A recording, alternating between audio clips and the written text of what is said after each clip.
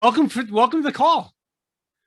Thanks. Hi, it's good to meet you. Yeah, another Floxy on the phone call. So really the purpose of the day is just to give hope and possibility out there to the community. So we appreciate you being on here. Um, so we haven't actually worked together. You've just been on my Facebook group. Is that kind of how we connected? Yeah. Okay. Yeah, I saw you on Facebook. Okay. Yeah. And you're in the group, right? Yes. The true healing. I forget the name of it. True healing strategies, or the Floxy group. Yeah. Okay, cool.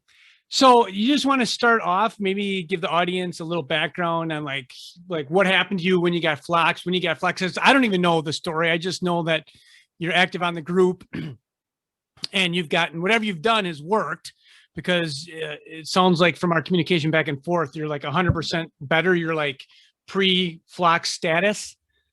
Well, I actually feel better than I did shortly before I got Floxed. Mm-hmm. I don't know if I'm 100% at a cellular level, whether everything Cipro did has been reversed. I don't know, but I feel okay. And I'm 100% back to living my life with no restrictions and no symptoms. Okay. Yeah, it happened in February of 2014. I had a really bad sinus infection. I get them a lot, I used to, because I have a deviated septum. So it's just kind of blocked on this side. So that right maxillary sinus, it had gone 6 months and it just wouldn't go. With a chronic sinus infection. Yeah. So my doctor tried Cipro and she didn't tell me anything about it. I said, is that an antibiotic? And she's like, yeah. And I'm like, okay. So then the pharmacist said, this could harm your tendons. Oh, now we're talking 2014 now. So we're talking 7 years ago. Wow. That was pretty insightful for the pharmacist to say that to you. Well, the black box warning was already there for tendon problems. I think there was more than one warning on that drug. And he said it can cause tendinitis. That's not true. It causes tendinosis. I know the difference. If I had known it causes an abnormal formation of a tendon rather than an irritation of a tendon, I wouldn't have taken it. Right. Yeah. I didn't know it was going to destroy tendons. I thought, it's going to make them feel irritated for a while. Well, that could be for any number of reasons. That could be very temporary. That sounded temporary. Yeah. And the cross-country ski season had just ended. I like doing that. And there was no more good snow. And I thought, well, what am I going to do that's physically demanding between now and summer? Nothing. Yeah. So I'm not worried about this. If he had told me that it could harm my autonomic nervous system, I would not have taken it. No one told me that, but that was known at that time. And at first, I had so many weird symptoms even from the very beginning. And I kept thinking, well, I should keep taking it. It's an antibiotic. Yeah. Well, was that the first time you took it, Ruth, was for the sinus? So that was actually, I had taken it back in the late 1980s, but I didn't remember. Weird that I could forget, because it was a very bad experience, but it was very short-lived.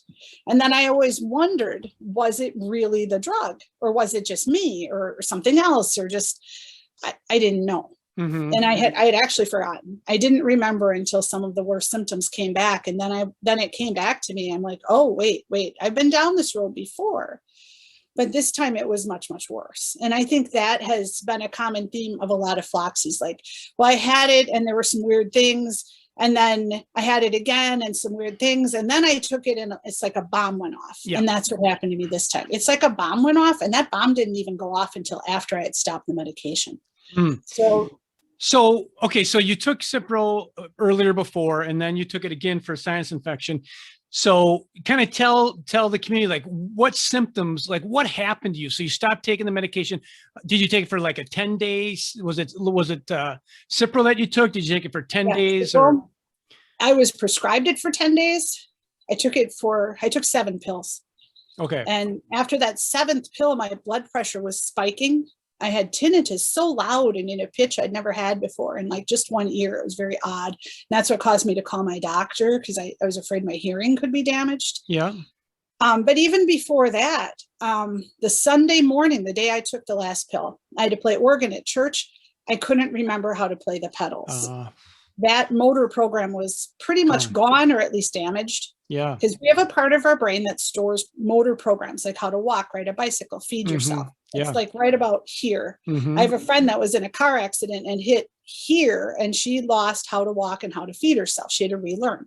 So I'm sitting there Sunday morning and I don't know how to find the pedals. I mean, I can think about it because you know what order the notes come in, but it wasn't just automatically happening.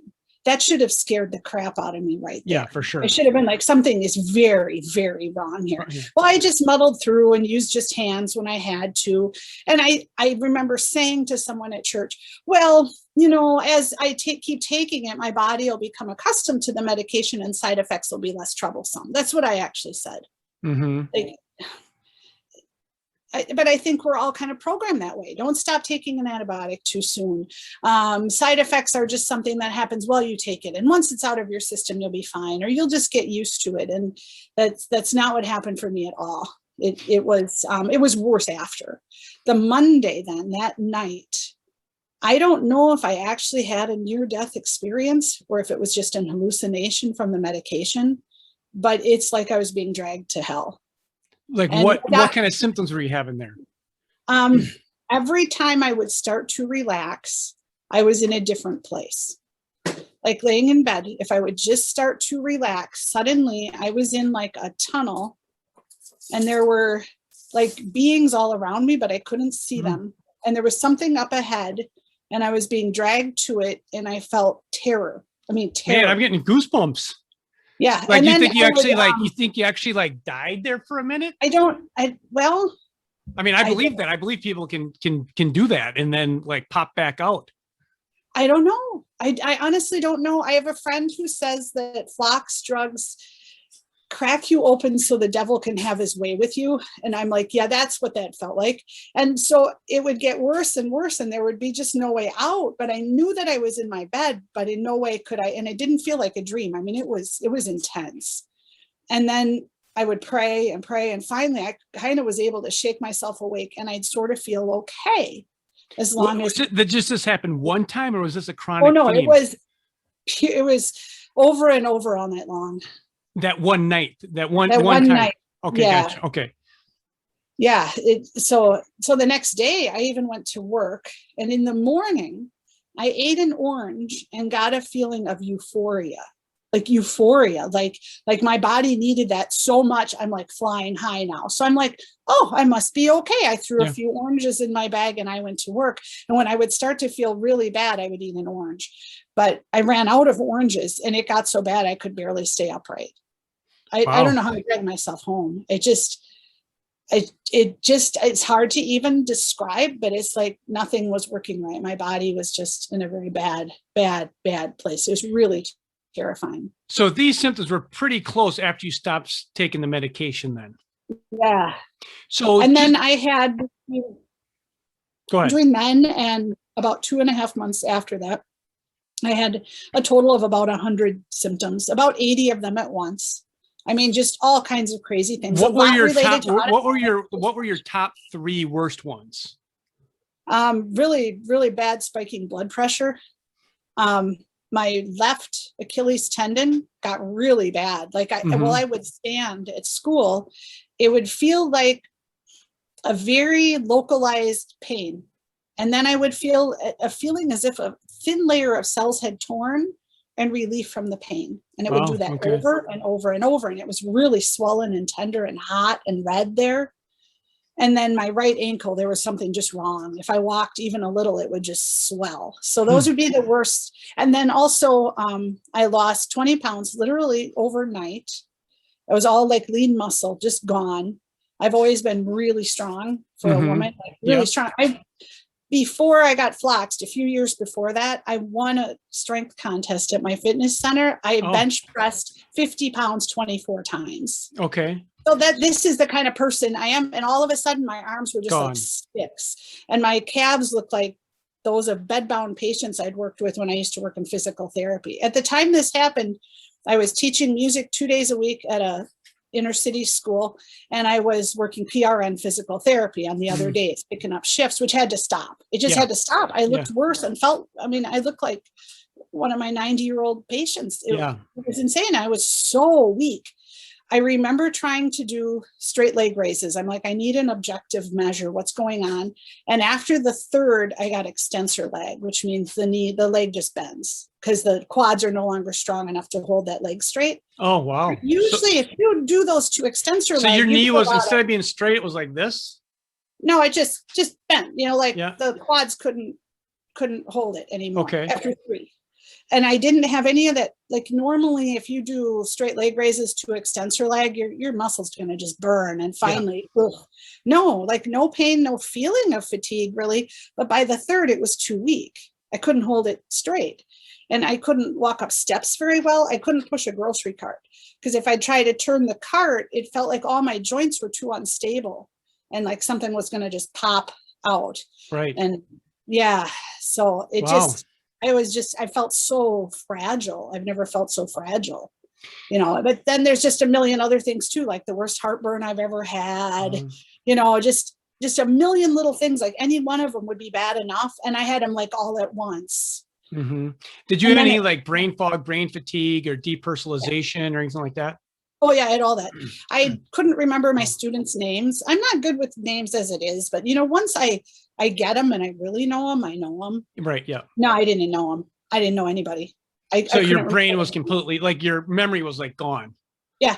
Yeah. And like I'd be trying to teach. I lost my train of thought all the time.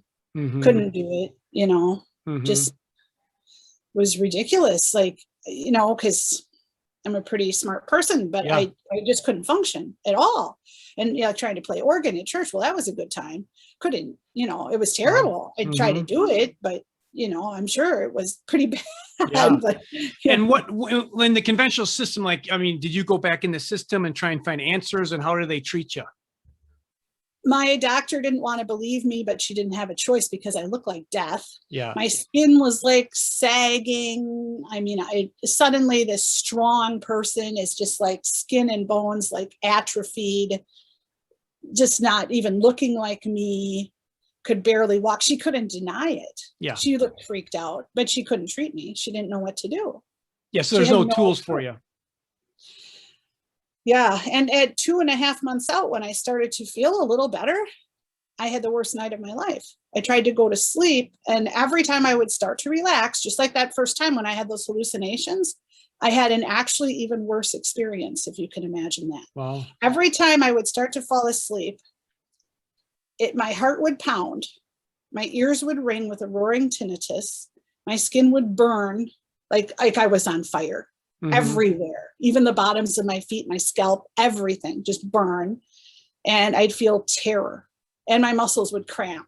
Cramp tight, like hurt. Like it was weird. Like I could be that weak, but when my muscles would want to cramp, it would cramp so hard it would hurt. You couldn't stand it. It would look like a flaccid muscle tone, but it would feel like spasticity. It was the weirdest thing. I'd never seen anything like it.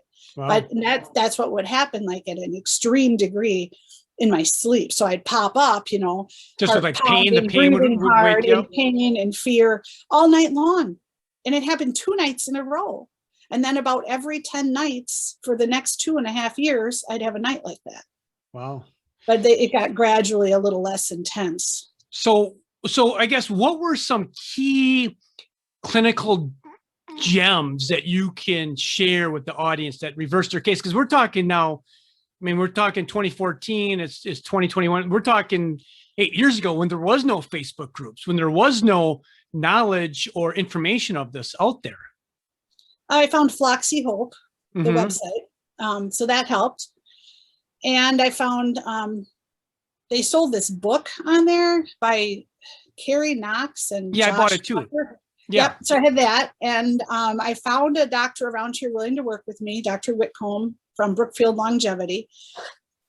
And he was really a godsend and a lifesaver. He gave me IVs with like the Myers cocktail, vitamin C and stuff. Yeah. And that cleared the brain fog. I think that kept me going in the beginning, allowed me to be able to keep working my 2 days a week because I couldn't work in healthcare anymore. And then he really focused on like magnesium, because the drug's a chelator of magnesium. You need to get more. And he's like, but it's got to be the right form, and topical is good, and the IVs with it were good. So he focused on that with me a lot. And he said a lot of people are very magnesium deficient. He thought that I was before this even happened. He said being that deficient and then taking a drug that chelates it, he thought that I was very near death in the beginning, that could have killed me. Wow. Jeez. Yeah. I find a lot of people that are deficient magnesium. In fact, like all the flaxes I work with, they do the IV drip, the magnesium IV drip, because that's just like, so critical. Yeah. Oh, the first time I tried topical magnesium, it was like I'm healed. Well, I wasn't. It takes a long time. You don't get those levels up just overnight. It takes patience, a little at a time, but it was an amazing difference right there. But I think along with the loss of magnesium, I had nervous system damage to my GABA system. I believe that it damaged my GABA receptors. So what did you do to repair that? Well, Dr. Whitcomb told me it's a mind game. Because I said, well, at the ER, they wanted to give me lorazepam. He's like, don't take it. He goes, that's a bad actor. It will add to the damage. He explained that what I was going through is very similar. And my cousin had said the same thing, because he works in a pharmacy. And he said, yeah, it sounds almost like you're going through benzodiazepine withdrawal. And I'm like, I didn't take one. He says, you got the symptoms. So Dr. Whitcomb warned me away from taking those. And he said, there are supplements that will take the edge off. Like L-theanine is wonderful, things like that. And he taught me meditation and stuff, but he said overall it was going to be about my mental attitude and, keeping myself from panicking, because you got to get that body back into rest and digest instead of fight or flight. Exactly. Yeah. And if you are constantly running to fight or flight because you're scared about what happened, it's gonna be very hard to do that. I had to reteach my body how to relax, and I had to tell it that the crisis is over. We need rest and digest back. It was all about a mind game for me, putting aside my own fears and working with my body just as, okay, I'm damaged right now, but it can repair. I have strong belief in neuroplasticity. Yeah, big time. Just really do. And the ability of the brain to just rewire itself, the nervous system to fix itself, to readapt. And the best way to do that is to not panic and do things that promote, parasympathetic nervous system function. I became all about that. I'd spend hours, working on relaxing and meditating. And sometimes my body didn't want to do it. Yeah. It'd make it worse. Yeah. There were times I couldn't. Have you ever done like heart rate variability to try and get your parasympathetic nervous system in line? No. Oh, okay. But that's, I have that on my website. That's like something people can do, because you can actually measure like the rhythm of your parasympathetic nervous system through heart rate variability. You buy a strap, it's like $70. And then there's an app. It's pretty cool. It probably would be good for me to do it. I've noticed that my blood pressure got really good in the years after I got Floxed, while I was still spending a lot of time meditating. It's not as good anymore. So then you want to go chasing after, well, what supplement or what about my diet? And I don't think it's either of those things. I think it's that I was putting in that time. And I could not worry about things. I mean, anything. Yeah. I couldn't, because if I allowed myself to get stressed at all, I got such an over the top stress response that it was like being dunked into hell. So I just learned, don't go there. Yeah. Don't do it. I would focus on whatever was good. If I had one pain-free part of my body, I don't care if it was my left butt cheek, I focused on I don't hurt there. Any little thing. And I kind of lost my ability to appreciate beauty or feel joy, but I kept working on bringing it back. Just sitting in my backyard, looking at the trees and hearing the birds sing. Like, okay, I would have found this beautiful, trying to reconnect with that part of me. Yeah. So much of my healing was about that. I'm not saying that it wasn't important to replenish things I was low on, like antioxidants and functional minerals and all that's important. Your body can't repair itself without the raw materials. Yeah. But that was like only the first step. And I honestly think I wouldn't be doing as well as I am if I hadn't listened to Dr. Whitcomb, believed that I could heal, and just played that mind game to win. Like, I am going to get this where I can relax again. Everything was about, I wish I could just relax whenever I want to. And now I can, and do I just like work all the time. Yeah. And, and I can push my nervous system to where it's just getting irritated, like from too much screen time. and I do it. And I just know I should go back to some of the things I did when I was not well, and it would be better for me. Yeah. Did you do any like dietary modifications, like go gluten-free or intermittent fasting or ketogenic or anything like that? I cut sugar for 6 months, Okay. completely cut sugar because my tendons were so bad. And I thought, boy, I better give this every chance to heal or something's going to tear. But then at the 6-month mark, I'm a pyrotechnician in the summers. I was working a show and pyrotechnician, like fireworks? Yeah. Okay. I was working the big show in Milwaukee, the July 3rd, and someone brought cupcakes or something because one of the crew had a birthday, and I ate a cupcake. And at that point, then I've been still eating sugar, and I wish I could go back to just 100% cutting it out. It would be better. I'd lose weight. I'd feel better. But, after that point, I still, focused on healthy foods. I feel that I feel a lot better when I'm eating healthy, but I never did some of the stuff other Floxies do, but I was also lucky. I never reacted in a big way to any foods. Some of them, they can't help it. They're reacting to everything. I didn't. Even that cupcake didn't really make me feel terrible. Yeah. It definitely sounds like you had, a lot of Floxies do a lot of different things and just feel stuck. It sounds like the things that you really applied your lifestyle really changed the diet, the needle, and really moved it to healing. I think it was getting outside. A lot of my relaxing time was spent outside, fresh air, sunshine. That helped. And there were times when I really did and still do push the healthy food, like just mountains of vegetables and fish and, salmon. I ate a lot of salmon. Like I had certain go-to foods that just made me feel good. Yeah. Mozzarella cheese was one. I don't know if it was the protein or the calcium and magnesium. I don't know, but that made me feel good. Dairy products made me feel good. A lot of people can't tolerate them. They made me feel good. I live in the dairy state. That worked for me.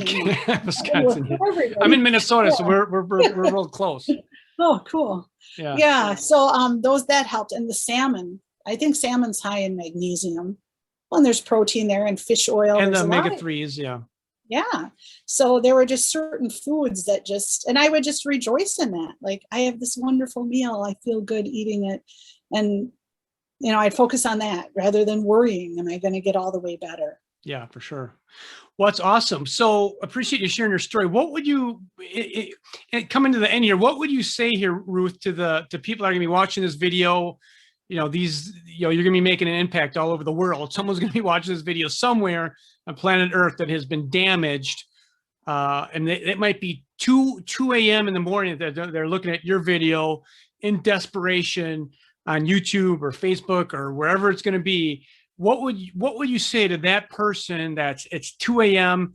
and they are just desperate for some kind of help? Well, I would say never give up hope. There was another doctor I worked with a little while after Dr. Whitcomb, and he had worked with a lot of Floxies because at one point in his career, he gave those medications. And then he started to realize, because he listens to his patients, that they were being harmed. And what he told me he had observed is that it will suddenly sometimes all go away. Suddenly, even after years, and no one knows why. But he told me to always have that hope because there's just so much we don't know, that there are people in really rough shape that it just suddenly all goes away. It reverses. So he reminded me of that. And I would say, like, from where I was when I was just physically incapacitated, in pain, tendons breaking down, autonomic nervous system just completely out of whack, nothing wanting to work right, panic attacks, feeling like I had to crawl out of my own skin, just really being tortured. I went from that to every day is just a normal day. Yeah. I mean, I feel good. And physically, like from not even like a walk around the block was huge. And I couldn't go hiking anywhere, do anything. I'd be afraid to get too far from the car because I'd get this overwhelming fatigue out of nowhere, and I never knew when it would come. And it wasn't like, well, I feel a little tired, but I'll keep pushing. It was, you better sit down right now. Zapped. And you don't know when it's going to pass. Yeah, just zapped. So I'd be afraid to do my normal things, and I'm not anymore. How? Yeah, that's awesome. How much do you think because I see your pictures behind you. How much do you think your spirituality played a factor in you healing, Ruth? I think it was important, but it's weird. Like before I got Floxed, my faith was not in a good place. I think if I had died, I don't know that I'd have went to heaven. I was not in a good place Right. at all. Mhm. No, not a bit. So God actually used it to strengthen my faith. Yeah, It wasn't there you like, oh, because I had this faith, it saved me. It's more like, You because found I it. went through that, I found it and started to learn some things. So I think sometimes God teaches us things through suffering. Mhm. And instead of feeling like, why is God punishing me? No, it's more like he wants us to know him. And that's the most important thing. Mhm. And some of the things that I realized and learned and got through this, and it made me a better person. We fear suffering so much. And I don't know that we should, because the suffering is temporary. The gains I got from going through it are permanent. Yeah. Yeah, that's for sure. There's no doubt. I think people, I've talked to many Floxies that have like found their spirituality after they've been damaged, because you have to have some kind of grassroots kind of something to hold on to, something that you feel to be a truth, and I think you just kind of go through life and things happen to you. And then when something big happens to you, then you maybe get more grounded and look for some answers and solutions and hope.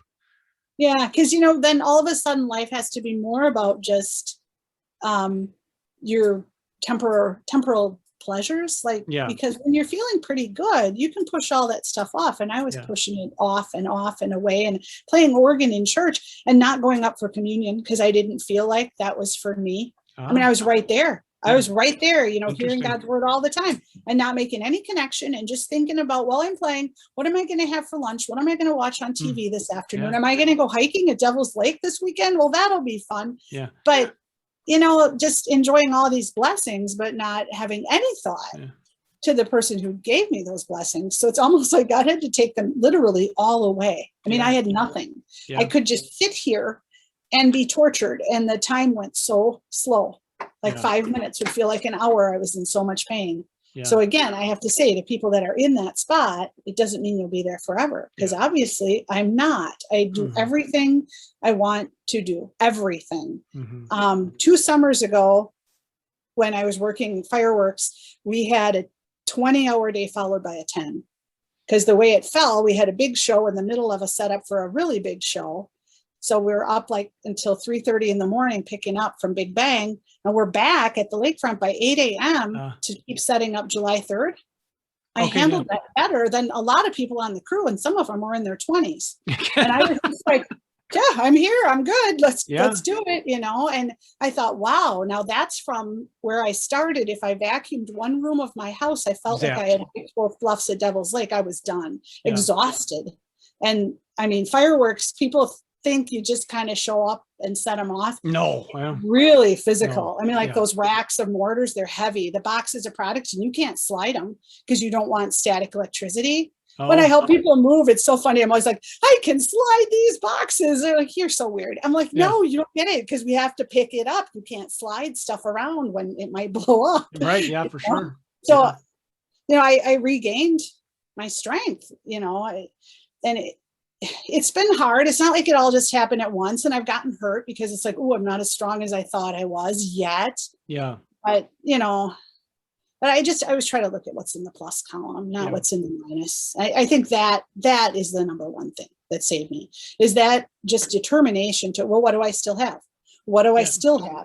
What is Cipro leave me? And just like to fight that thing. I felt like Cipro was a demon trying to take everything away from me, and anything I still had, I saw it as a victory, like in your face. I still have this, and it just was like a battle. It's so weird. If you've been through it, it probably doesn't sound weird though. Then you understand, because that's what it's like. And you get good days and bad days. And just when you think you're good, it gets bad again. But I have to say, that's how that thing heals, because it did that to me too. It's always ups and downs. And overall, I mean, if you start here, it's never straight like this. People want straight arrow. It's ups and downs and valleys, but over the time period, you're here, and now you're like here. That can be a short period. That could be 2 months. It could be 2 years or 3 years or 4 years for someone. That's just how the body's designed. And, there's a whole bunch of multifactorials and what determines how quickly someone recovers too. Oh yeah. And at 3 years out, I had one of my worst relapses. It was bad. At 3 years out, I'd take a day off work. Couldn't do it. I felt it coming. It was ramping up worse and worse. I went to Dr. Whitcomb's, and it was raining a little, and I couldn't use the wipers because when the wiper would move, that was such a startle response. I was afraid that was going to cause me to have an accident. So that's where I was at 3 years, back to that, where movement outside throws me into a panic attack. And I said to him, is my autonomic nervous system ever going to completely balance? And he said, at your age, probably not, but it doesn't mean you can't have a good life. Yeah, you know, but it's up to you to take what you're given and make it good, because nothing was going to make it perfect. And yeah, I suppose not. I'm going through menopause. Does my autonomic nervous system function like it did when I was 22? Probably not. But in a lot of ways, my life is better than when I was 22. I'd rather be the person I am now. Yeah, that's great. All right, Ruth. Well, I appreciate you coming on board and giving your testimonial. Any last departing words of wisdom you want to share to the audience? I would just say, don't give up. Because if I had there were times I wanted to give up, but then I was afraid I'd be in that place that I was when I had that hallucination or whatever it was, so that I wouldn't. But I had one pretty close Floxed friend who took his own life. And since that happened, I happened across a product that I think would have helped him. And I'm like, well, that's too late now. And maybe that healing was coming. What's that product? People want to know that. TRS by Cosiva. It's a really small and pure form of zeolite. So it's a binder. So can you just say it again there without me speaking? Because people are going to want to know this. Yeah. Okay. So TRS is by Cosiva. It's a really small and pure form of zeolite. And I had done zeolite before and it didn't do what that did for me. That's where I went at about 4.5 years, from about 85 to 90, 95%. It would vary. Sometimes I'd be like, well, I'm at like 99%. Whoop, now I'm having a relapse again. What's going on? I'm just never going to get out of this. I started the TRS and then it was 100%. So my thought is that a body stuck in fight or flight does not detox very well. For sure. Bodies that were floxed may not have detoxed well to begin with. Might be why it happened. Yes. So if we can take something that helps us detox, it might help. I still think it was good to do it toward the end, because in the beginning, I wasn't about detoxing. I was about putting in what I was missing. And so now that my magnesium levels are up and everything, and vitamin D and all those things are up, now is a good time, you know, to focus on the detoxing. At first with TRS, it made me exhausted and have to go to the bathroom all the time. So I started it in the summer and I had to stop because I'm like, I can't work fireworks shows being this tired and having to run a quarter mile or more to go, you know, But then after a short time, I just had no symptoms at all from it. And it's really helped. So I think probably I have a lot of amalgams. I've gotten a lot of vaccines, you know, there probably was some stuff, you know, and there's glyphosate, you know, I don't completely avoid wheat, you know, I don't go all organic. So I'm sure there was some stuff that was still messing with me. And once I got that gone, you know, now I feel a lot better. Oh, and I had a small relapse when I started it. Some of that anxiety and burning and all that came back. So I feel like maybe my nervous system said, oh, good, that's gone. Here, let's make some more repairs. Because you feel bad, I think, when your nervous system's repairing. So it's not the time to despair. It's the time to go, well, I'm making repairs. Yeah, I would just say, don't give up, because you don't know what the next day brings. You don't know how good it can be. It's been like a second childhood as my nervous system healed and I could feel joy again and notice beauty. And if I had given up, I would have missed that. For sure. Yeah. All right. Well, thanks, Ruth. I appreciate all your help you're doing in the community. I appreciate you being on the Facebook group and chiming in, because, you know, one thing that's critical, I think, for the community is like experience. Like, you know, there's always the book work, but book work does not replace gray hair, which is time, right? I mean, so gray hair is always supersedes any kind of book work. And when I say gray hair, is like clinical, like what you've done, what you've gone through, what's working, what hasn't worked. All right. Take care. Bye-bye, Ruthie. Thank you. Bye-bye. Bye.